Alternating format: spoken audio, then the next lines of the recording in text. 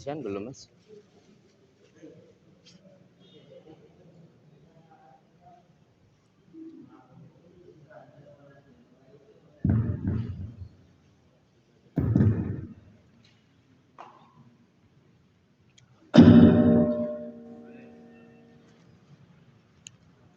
Bismillahirrahmanirrahim. Assalamualaikum warahmatullahi wabarakatuh. Alhamdulillah wa sallallahu ala Rasulillah Sayyidina Muhammad bin Abdullah wa ala alihi wa ashabihi wa man tabi'ahu wa mawala. Wa la hawla wa la quwwata illa billah.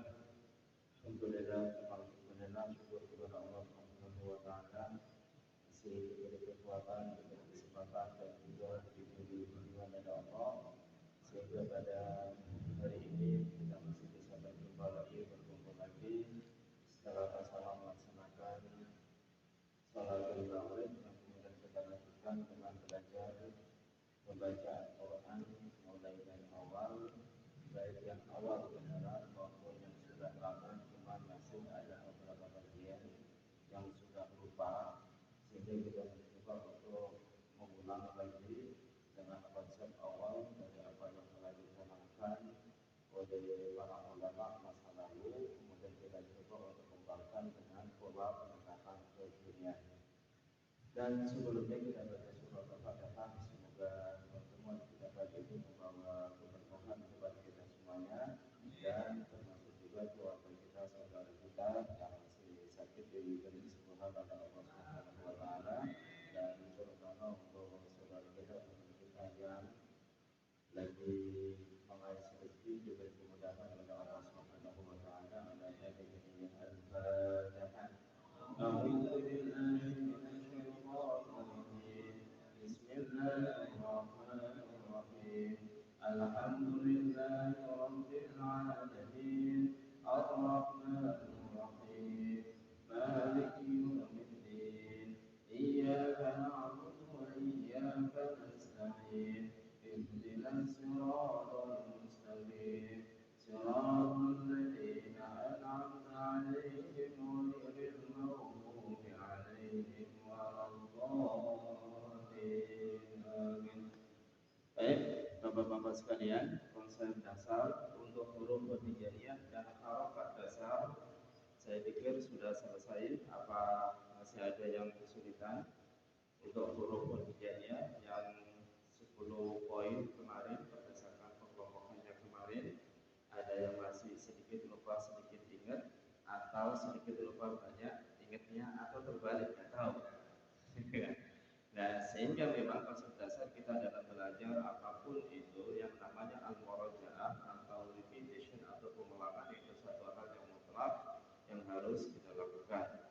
Makanya setelah kita selesai dan mengenal huruful hijaiyah, mengenal harokat, maka selanjutnya kita berupaya untuk membaca Al-Quran sebisa mungkin. Kalau baru sebatas bisa mengenal hurufnya saja juga nggak masalah, kemudian ditambah dengan harokatnya, berarti sudah ada dua bagian yang sudah kita kenal. Meskipun kita belum lancar, tetap dibuka meskipun hanya satu ayat, dua ayat, supaya kita kelak nanti menjadi bagian dari Shafirul Quran wa Amirul Quran, yang kelak nantinya Al-Quran itu sendiri akan mendampingi kita dan menjadi syafaat pertolongan untuk kita semuanya. Baik, untuk yang kemarin saya mencoba untuk mengulang lagi dari huruful hijaiyah. Padahal ini sudah beberapa kali ya, cuman supaya lebih melekat lagi. Untuk huruful hijaiyah, untuk yang bagian jamu, masih ingat bagian jamu? Ada berapa kemarin pembagiannya? 10 kan ya? 10. Untuk yang nomor 7 apa?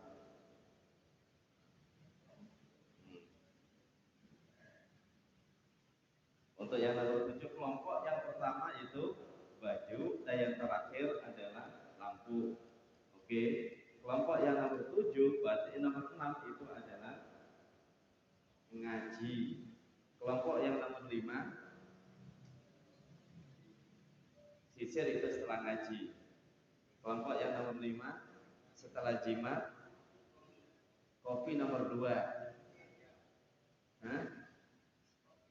Nomor 5 kopi itu nomor 9. Nah, kenapa saya bisa ingat itu? Karena di muka saya itu sudah ada gambaran.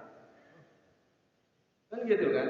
Sama halnya kemarin pada saat kita memberikan gambaran di sini sebagai testing awal itu bagaimana kita melekatkan sebuah objek itu kan basisnya pengelompokan. Jadi kan ada dua, bagian sini sama bagian sini. Bagian sini adalah baju, kemudian bagian ujung itu adalah jimat. Setelah jimat itu ngaji itu nomor 6. Apa? Terakhir itu jimat, kemudian dajjal, jimat, dan yang terakhir. Sehingga pada saat kita kelompokkan seperti itu akan memudahkan kita untuk mengingatnya. Sehingga pada saat kita disuruh untuk nomor 7, ingatan kita akan langsung nomor 7. Jadi kita kelompokkan 1 sama kelompokkan 2. Dua bagian. Karena pola semacam ini nanti bisa kita lanjutkan untuk menghafalkan Asmaul Husna. Cukup hanya 5 sampai 15 menit, insya Allah kita hafal. Hafal tempatnya, hafal nomornya, urut maupun acak. Dan itu pun sudah saya kelompokkan basis cerita mulai dari rumah sampai kamar. Ya, artinya sudah mulai pengelompokan itu upaya kita untuk meringankan otak kita dalam menyerap sebuah objek untuk diingat, bukan dihafal, hanya diingat. Oke. Kemudian dari yang kemarin juga sudah sempat kita baca secara bersama untuk beberapa bagian terkait dengan praktek membaca. Yang sini sudah kan? Ini yang Fatahah wa Qur'an agak berbeda. Artinya ini sudah kita ulang untuk yang ketiga mungkin. Baru setelah itu nanti kita masuk untuk satu tanda baca lagi yaitu sukun. Ini sudah ya, yang kemarin Fatahah wa Qur'an hadza wa dzakara yang kemarin. Kemudian kita gabung Fatahah wa Qur'an hadza wa dzakara. Sudah ya? Saya pikir sudah selesai itu. Sehingga fungsi kita berkelompok tadi berdua itu untuk mengetahui mana yang belum lancar dan mana yang sudah lancar. Yang sudah lancar membantu yang belum lancar, begitu pula sebaliknya. Supaya apa? Bersama kita memiliki investasi kebaikan kepada orang lain. Harapannya nanti pada saat teman kita bisa dan kita menjadi wasilah teman bisa membaca Al-Quran, selama dia membaca Al-Quran, insya Allah kita dapat bagian pahala dari setiap huruf yang dia baca. Sehingga polanya dibentuk semacam itu, supaya sama-sama kita ada investasi kebaikan di hari akhirat nanti. Baik, untuk selanjutnya saya tambah lagi satu bagian harokat yang disebut dengan istilah sukun. Oke, harokat sukun itu harokat mati. Tanda sukun itu ada dua modelnya. Yang pertama itu model payung.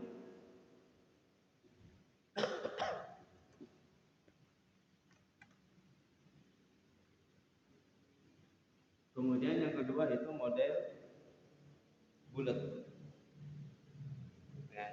Nah, model bulat ini biasanya kita dapati itu mushaf Al-Quran keluaran Timur Tengah.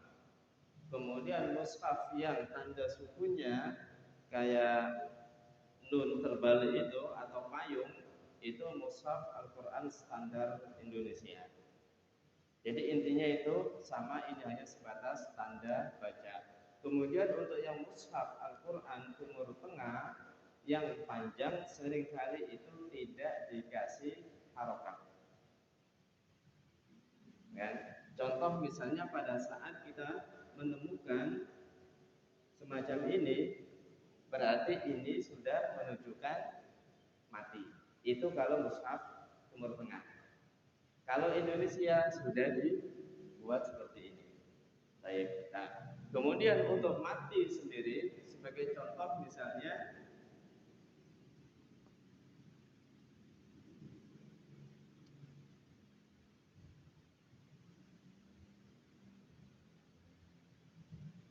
huruf apa? Huruf mim. Ini nun. Ini kaf. Ini sin. Ini harokat fathah. Harokat fathah. Ini adalah sukun. Sehingga bacaannya kalau dalam bahasa Indonesia semacam ini. Jadi tidak ada huruf vokal di dalamnya. Jadi kembali kepada asal. Sin kita jadikan sin mas ka. Kemudian pada saat dia ketemu dengan 3 huruf alif, wawu, sama ya. Kalau sebelumnya ini fathah, sama juga aslinya. Nah, ini agak sedikit panjang.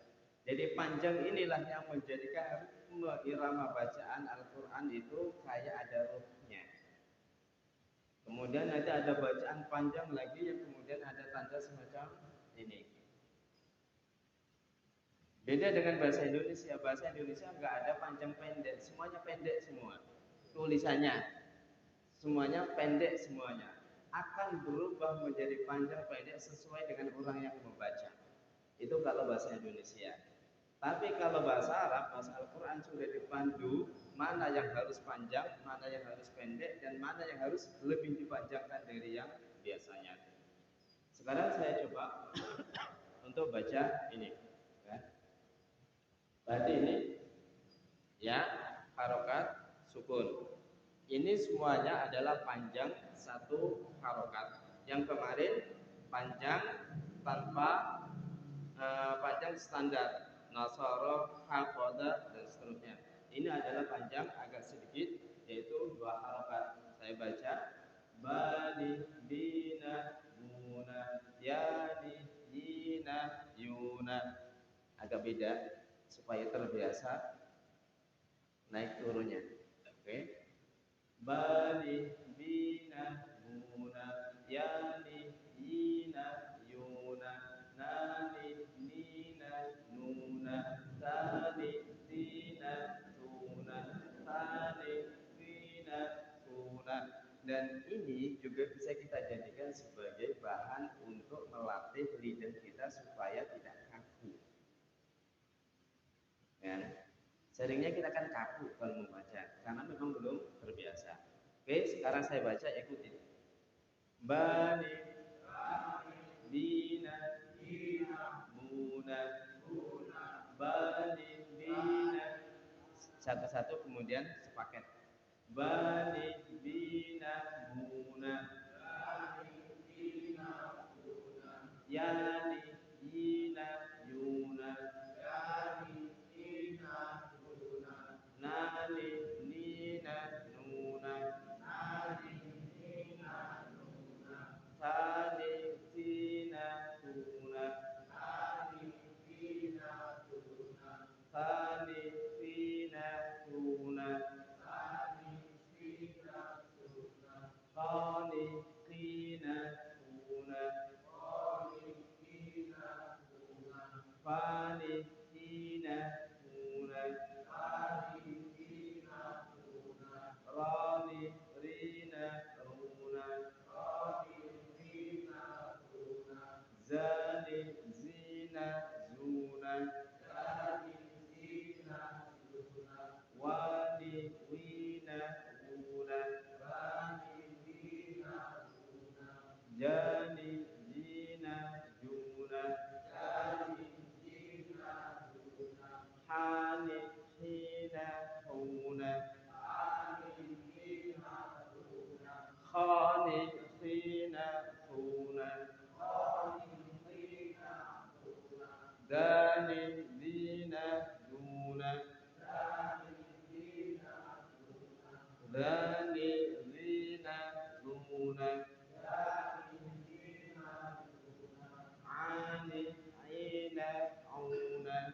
ani, dina, duna, rani, rina, runa, rani, dina, duna, sani, sina, suna, sani, sina, suna, shani, shina, shuna, shani, shina, shuna, sani, sina, suna,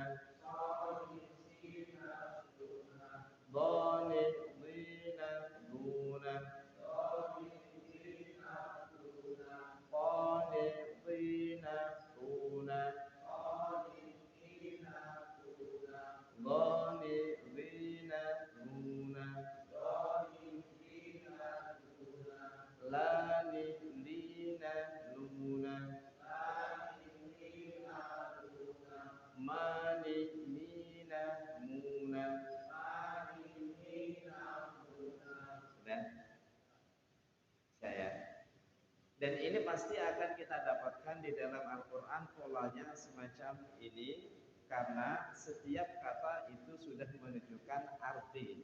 Jadi kalau alif nun itu nanti menunjukkan arti dua. Ya nun, nina, ina menunjukkan arti banyak termasuk una. Sehingga pasti akan kita dapati. Cuman huruf sebelumnya itu yang akan berbeda. Baik, dibaca secara keseluruhan. 1, 2, 3.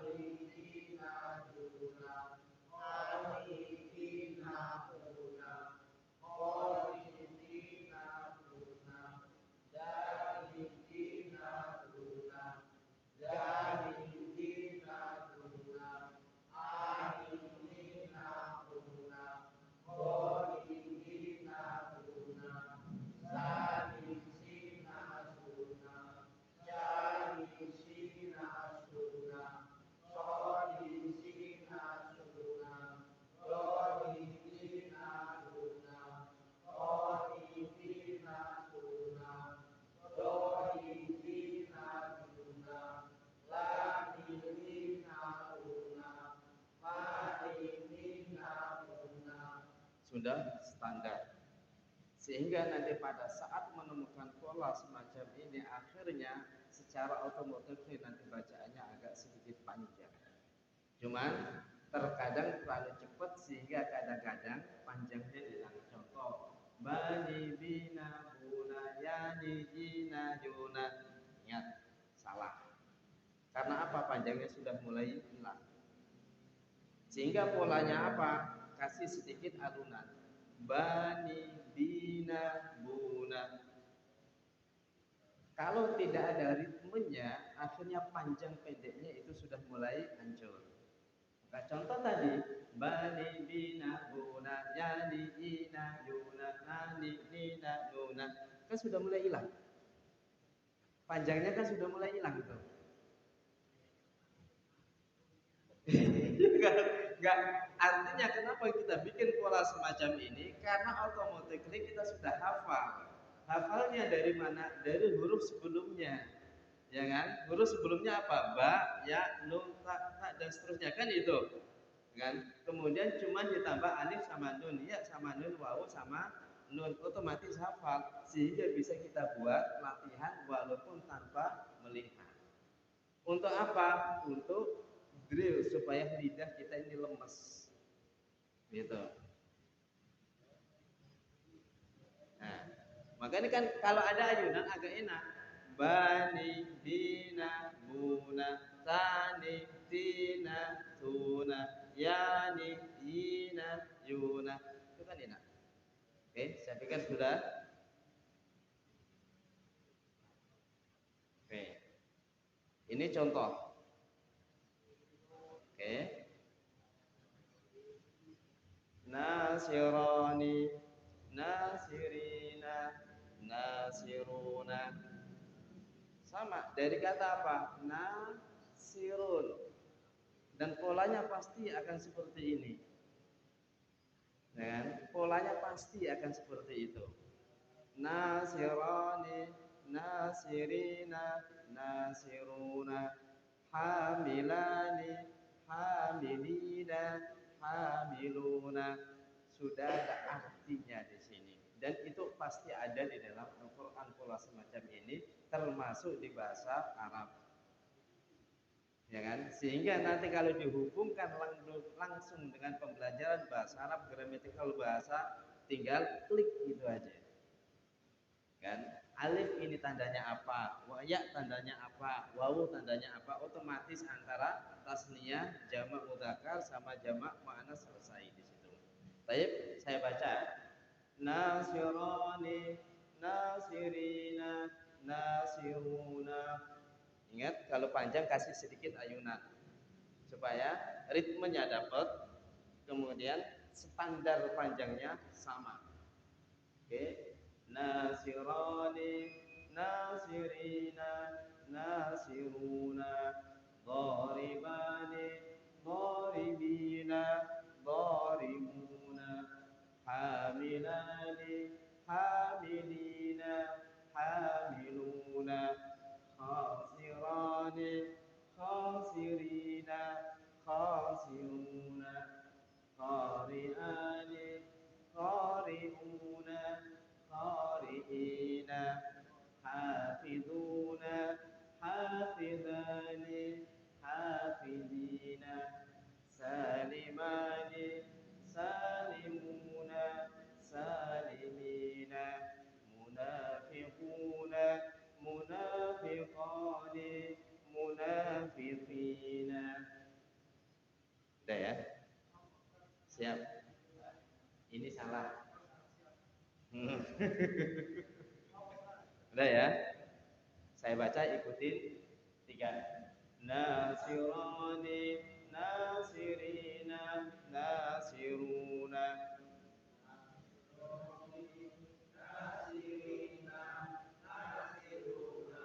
dharibani, dharibina, dharibuna,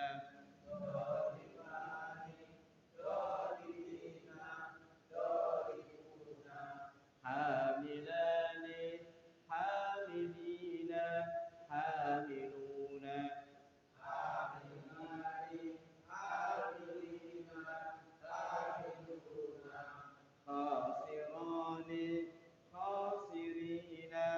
khasiruna,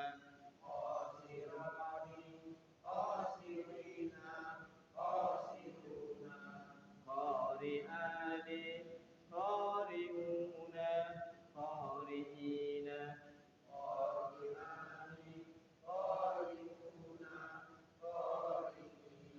karena ini kita baca ini aja. Qari'ani, qari'uni, qari'ina,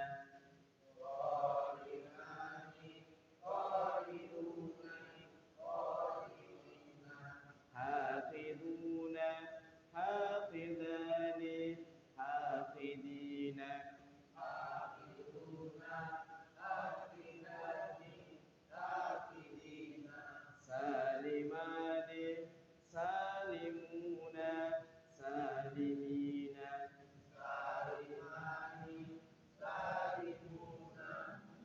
salimina, munafiquna, munafiqani, munafiqina,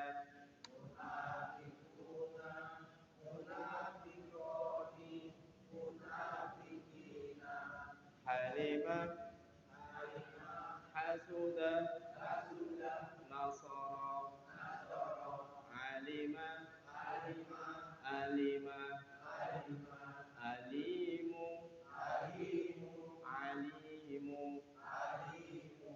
amila, amilani, amalu, umila. Udah beda kan? Ini nanti langsung kita nanti itu ke Iqra nanti. Tinggal satu bagian nanti untuk yang syiddah. Oke, ini dibaca dulu ya. 1, 2, 3.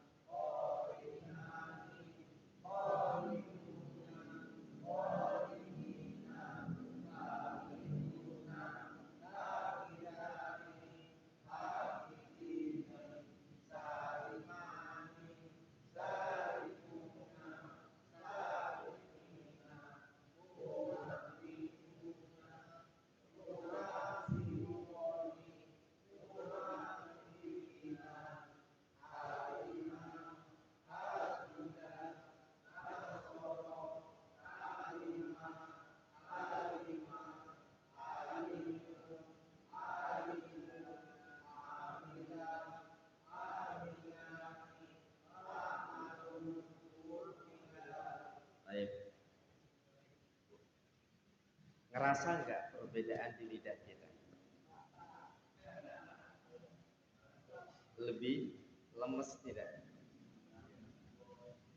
Dan baca Al-Quran atau belajar bahasa itu nggak pakai otak tuh ya, tapi pakai apa? Lidah. Sehingga drill suara harus keluar. Beda dengan kerjakan matematika, ini yang dipakai. Karena yang menguatkan bahasa atau Quran pada saat kita membaca, suara yang keluar dari bibir, mulut kita. Dari sini ada yang ingin ditanyakan? Saya ini munafiqina. Oke. Kemudian ini munafiquna, ini salah naruh. Dia lari. Fathah. Enggak. Meskipun kayak gini, kalau kita menemukan pola semacam ini tanpa ada harokatnya, otomatis bisa. Nanti pelan-pelan kita mengarah ke sana. Sehingga kalau kita pikir kok bisa ya baca tanpa ada harokat, ya bisa karena kuncinya sudah ketemu di sini. Gitu. Ini kalau sudah ketemu pola semacam ini, nggak mungkin dibaca apa Nasrani, nggak mungkin karena itu sudah pakem, sudah paket. Bahasa itu kan sesuai dengan orang Arab ngomong, gitu. Cuman beberapa bagian nanti yang kita ubah itu ada tambahan alif nun ya nun sama wawu nun sebagai penunjuk makna satu, dua dan jamak banyak. Ada lagi yang mau ditanyakan? Tapi yang sebelumnya itu tetap direview ya, termasuk yang gambar itu, karena itu bisa jadi bisa kita ajarkan juga untuk teman-teman kita yang lain atau anak kita sebagai alternatif percepatan dalam proses membaca Al-Quran. Apa? Fotografianya insya Allah ada. Karena ini bikinnya juga baru 5 menit tadi. Iya. Nanti ini tak jadikan JPEG aja nanti, atau ya JPEG tak kirim ke Pak Tony. Besok insya Allah kita print out sekalian untuk yang tahap selanjutnya, gabungan antara bacaan pendek sama bacaan panjang sama sukun. Dan itu nanti ya nanti insya Allah. Wah ada ke Pak Tony. Grup WA itu ujung tuh grup WA gimana?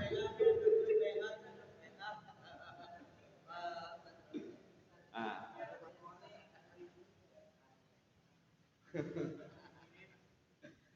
Oke, mungkin sementara itu dulu, kita akhiri dengan baca Quran. Allahumma rahamna bil Quran waj'alhu lana imama wa nuran wa hudan wa rahman. Allahumma zakkirna minhu ma nusina wa 'allimna minhu ma jahilna warzuqna tilawatahu ana al-laili wa atraf an-nahar waj'alhu lana hujjatan ya rabbal alamin. Sebagai pengingat, kata yang umum nasina itu sejatinya adalah nusina,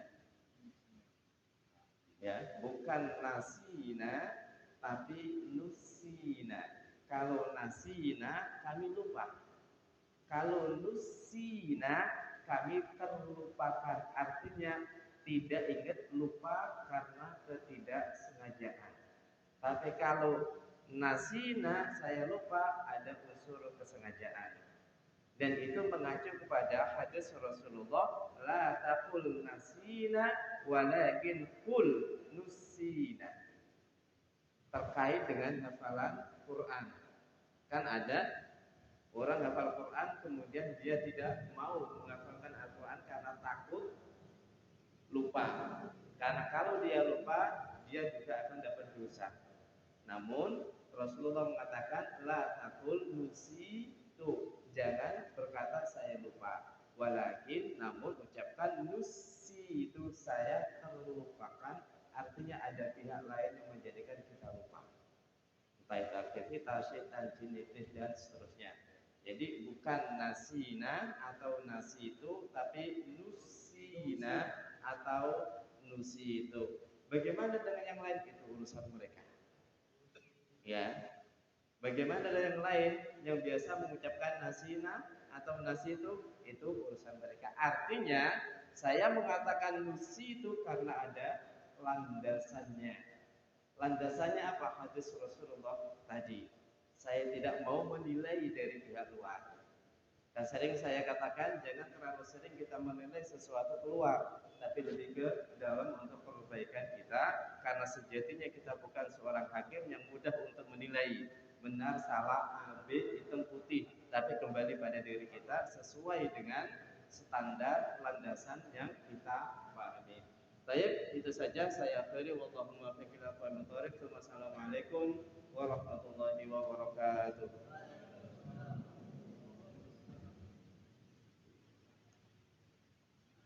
Curang, aku nggak dikasih minum.